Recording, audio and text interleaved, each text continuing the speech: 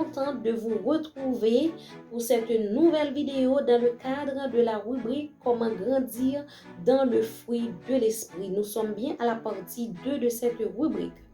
Alors, un petit rappel pour vous, chers amis. Dans la première partie de cette rubrique, nous avons vu que le chrétien doit nécessairement porter du fruit.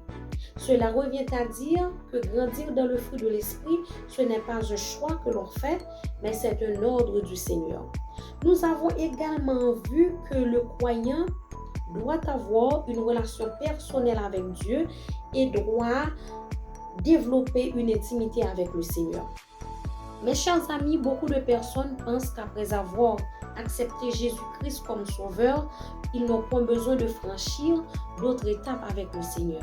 Pourtant, c'est dans cette intimité que le chrétien va connaître Christ, va se conformer aux exigences de cette relation, ce qui va le façonner, ce qui fera de lui une nouvelle créature.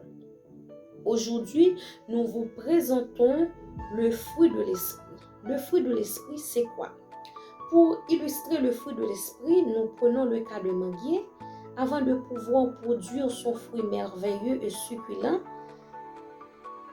la fructification du manguier est favorisée par des conditions de plantation et d'exposition optimales, à savoir un sol bien drainé, l'utilisation de plants greffes ou de semi-transplantation, dans certains cas, des températures à 15 degrés Celsius, etc.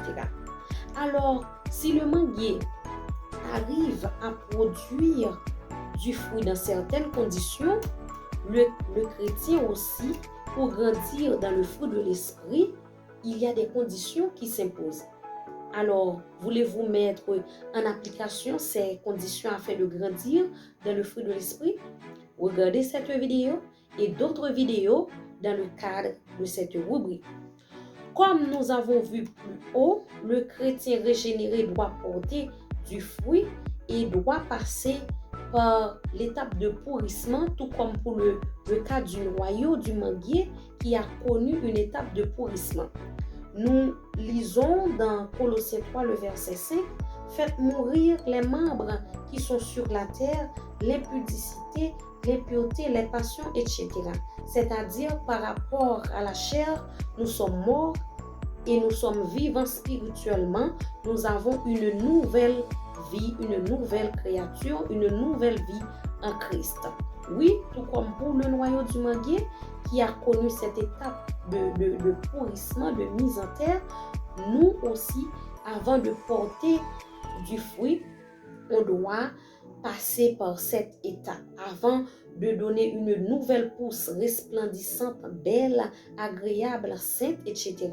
Nous devons connaître cette étape. De sorte que tout le monde peut constater le changement, peut constater une nouvelle nature. Ainsi, la personne qui autrefois pratiquait l'impudicité, le mensonge, l'impureté, etc., qui sont les œuvres ou le fruit de la chair, maintenant arrive à produire le fruit de l'esprit. Et le croyant commence à parler comme Christ aurait parlé, commence à ressembler à Christ, et il est écrit dans Philippiens 2, le verset 5, « Ayez les sentiments qui étaient en Jésus-Christ ». Dans Éphésiens 4, le verset 30, il est écrit « N'attristez pas le Saint-Esprit par lequel vous avez été scellés pour le jour de la rédemption ». Mais bien aimé, il ne faut pas attrister le Saint-Esprit par nos vieilles habitudes, par notre vieille nature. Il faut de préférence nous efforcer de plaire à Dieu et d'accroître le cadeau que nous avons reçu du Saint-Esprit, car c'est lui qui a permis que nous soyons agréables aux yeux de Dieu. En effet, l'amour que nous témoignons à l'égard de nos semblables ne vient pas de nous, mais de la présence de Dieu qui est en nous. Et David a si bien compris cela, il a supplié Dieu de ne pas lui ôter son esprit, car il savait que sa joie vient de Dieu. Dans le psaume 4, le verset 8, il dit « Tu mets dans mon cœur plus de joie qu'ils n'en ont quand abondent leur froment et leur monde. » Cela nous fait comprendre, mes bien-aimés, que les richesses matérielles, que les richesses de ce monde ne peuvent nous procurer de la joie.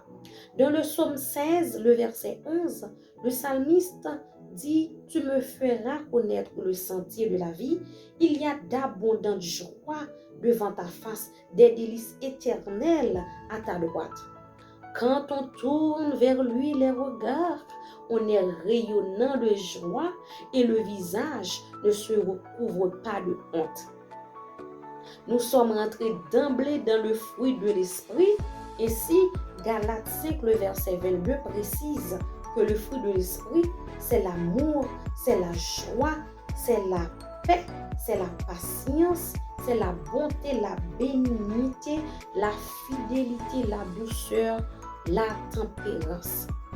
En vous rappelant le titre de cette rubrique, comment grandir dans le fruit de l'esprit, il est important de savoir que vous pouvez porter du fruit si seulement si vous cherchez à plaire à Dieu.